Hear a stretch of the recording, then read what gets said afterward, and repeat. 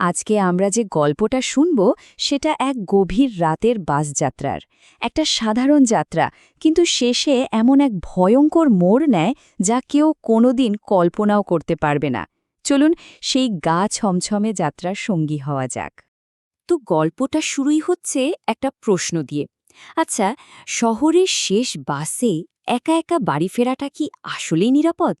এই প্রশ্নটা কিন্তু পুরো গল্পের রহস্যময় আর অস্বস্তিকর পরিবেশটা তৈরি করে দেয়। চলুন এবার তাহলে সরাসরি গল্পে ঝুঁকা যাক। আমাদের গল্পের মূল চরিত্র জিতের সেই ভয়ঙ্কর রাতের যাত্রার সাক্ষী হই আমরা। সময়টা ছিল ঠিক রাত 11টা, মানে শহরের শেষ বাসটা ছাড়ার সময়। আর এই গভীর রাতটাই কিন্তু গল্পের পরিবেশটাকে আরও থমথমে করে তুলছে। গল্পের নায়ক জিত বেচারা অফিসের কাজে এমনভাবে আটকে পড়েছিল যে বাড়ি ফেরার জন্য এই শেষ বাসটা ছাড়া আর কোনো উপায় ছিল না তার কাছে। তো জিত বাসে উঠে দেখে কি বাসটা প্রায় ফাঁকা, মেরে কেটে 4 কি 5 জন যাত্রী হবে। আর সবাই কেমন যেন চুপচাপ, একদম নিঝুম হয়ে বসে আছে। জিত বাসের একদম পেছনের সিটে গিয়ে বসল, আর বসার পর থেকেই তার কেমন যেন একটা অদ্ভুত লাগতে শুরু করল। আর ঠিক এইখান থেকে, মানে একটা সাধারণ পরিস্থিতি ধীরে ধীরে কেমন যেন অস্বস্তিকর হয়ে উঠতে শুরু করে। বাসের এই অদ্ভুত নিস্তব্ধতাটা আসলে একটা অশুভ কিছুর ইঙ্গিত ছিল। জিত কিছু জিনিস খেয়াল করতে শুরু করল যেগুলো ঠিক স্বাভাবিক নয়। যেমন জানলার বাইরেটা ঘন কুয়াশায় ঢাকা, বাসের ভেতরের পরিবেশটা কেমন যেন ক্রমশ ভারী হয়ে আসছে। আর সবচেয়ে অদ্ভুত ব্যাপার কি জানেন, কন্ডাক্টর কারো থেকেই ভাড়া নিচ্ছে না।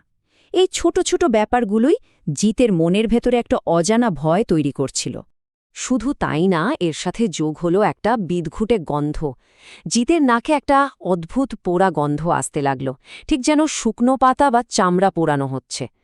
এই গন্ধটা পরিবেশটাকে আরও বেশি রহস্যময় করে তুলল।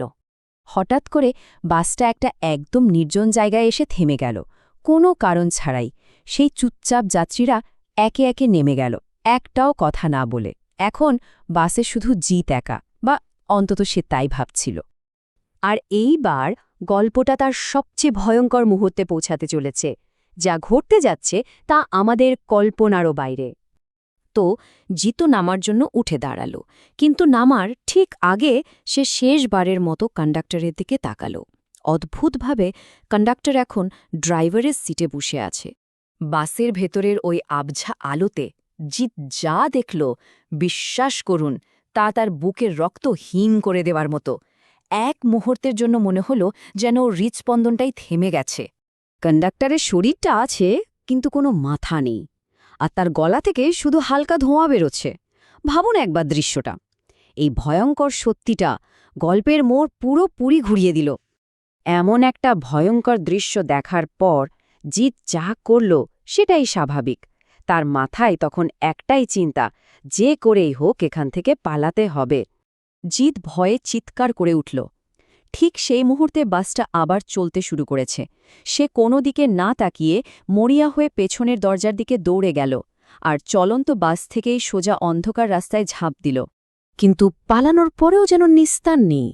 রাস্তায় আছড়ে পড়ার পর জিত যা দেখল তা ছিল আরও বেশি অবিশ্বাস্য, আরও বেশি অলৌকিক। কোনোমতে উঠে দাঁড়িয়ে সে যখন পেছনে তাকাল, দেখল বাসটার রাস্তাই নেই। না, উধাও হয়ে যায়নি, তার থেকেও অদ্ভুত কিছু একটা ঘটছে। বাসটা রাস্তা ছেড়ে মাটির অনেক ওপর দিয়ে একদম ধীরে ধীরে বাতাসে ভেসে যাচ্ছিল।